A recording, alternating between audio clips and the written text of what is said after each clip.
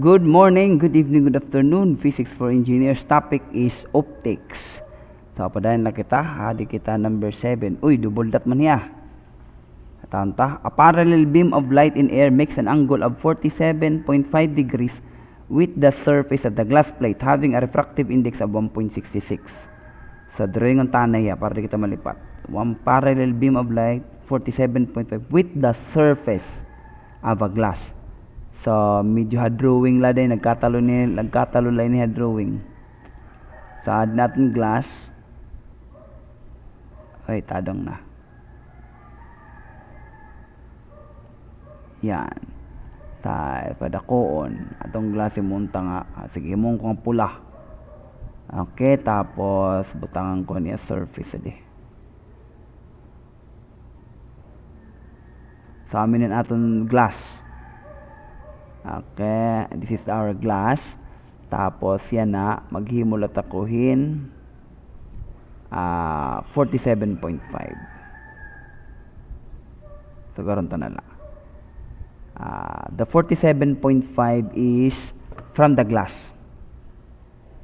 Okay? From the glass. Ini. Amin ang ginatagang problem. 47.5 degrees. Okay. Angle, the refractive index of the glass n is equal to 1.66. And the question is usually mahiwi itiya ka ng piso because of your yan, and we call it the refraction. Okay, so actually imulahin ni usually kasi from the discussion iniya butang tan line yan himunta nga green buti ayon aton bagan.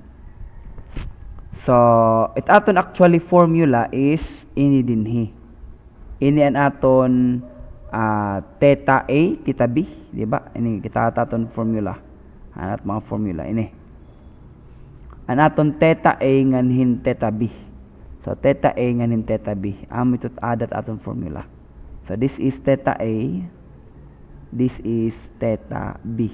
Now, let's proceed to problem 1. Our problem 1, what is the angle between the reflected part of the beam? So mag-drawing ana kita reflection liwat. Reflection is ade.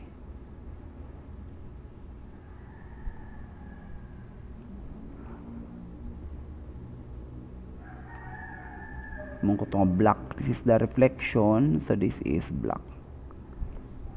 Adi ani mo refraction. So reflection and refraction. Ay sorry, adi nga yan. So from our reflection law of reflection, tati mo formula. Law of reflection your theta R is equal to theta A. Your angle of reflection is equal to the angle of incidence. Meaning, iniya is equal to this. This is also theta A. So, amin ito imo law of reflection. Meaning, kung ano imo pakiaan, actually, unang pakianan nimo, the angle kono of the reflection with respect to the glass. So, iniya. Let's say this is alpha. So, we know that alpha is equal to 90 minus theta A. Theta A. Kaya lang, ano mo theta A liwat? Your theta A is 90 is equal to theta A plus 47.5. So, therefore, your theta A is equal to 90 minus 47.5. So, therefore, your alpha, ikakabit ko didi, that is 90 minus 90 minus 47.5. And you have 90 minus 90 plus 47.5. Therefore, your alpha is equal to 47.5 degrees. Kasasayon naman ngayon ito, sir. Kaya mo nga ni, napausa ko yan, double dot in here. So, that is your letter A, the angle between the glass and the reflected ray. So, letter B, ani mo angle between the glass, meaning ini, between the glass and the refracted rays. Ini, let's say this is beta. Beta. Your beta, from the drawing, your beta plus your, again, I'm just looking at the 90 degrees ha. Ini nga, pagsari ko plus, ako lang naghihin naman equation kay tikang line na trigo. So meaning theta B is equal to 90 degrees. Okay? So you have already that. Pero imo may relation ini nga theta B from your law of refraction, which is nasering NA sin theta A. Theta A is equal to NB sin theta B. Theta B. Ini mo NA is 1 because that is air. Air nga di. Okay?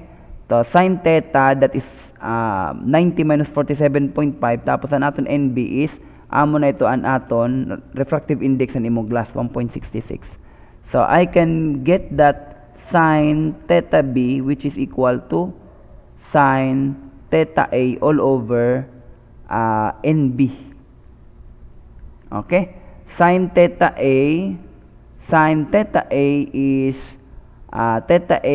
of course 90 minus 47.5.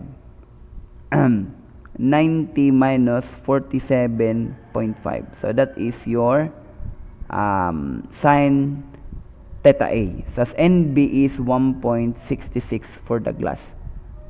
Okay? Therefore, we can have theta B, which is an arc sine of sin 90 minus 47.5. Karoy ko kasi dadarchon pag-compute para direct na ibanhin significant figures. So, theta B. So, theta B na iya, then we proceed back to our problem really is beta. So, beta now, pwede na kita di, theta B is 90 minus beta. So, 90 minus beta is equal to arc sine, tapos sine 90 minus 47.5 all over 1.66, and then your beta now, which is what is being asked, is 90 minus arc sine, tapos sine 90 minus 47.5, parenthesis na natin meaning nga tama, all over 1.66.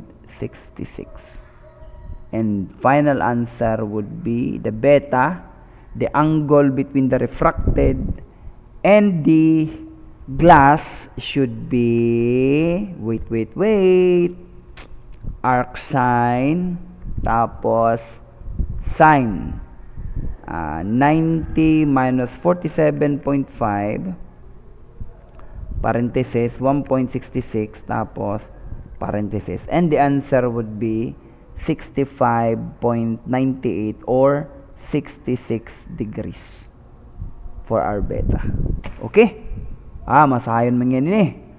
So, for letter A, that is 47.5, the same as given. And for letter B, that is 66 degrees. Okay? Thank you guys for listening. God bless.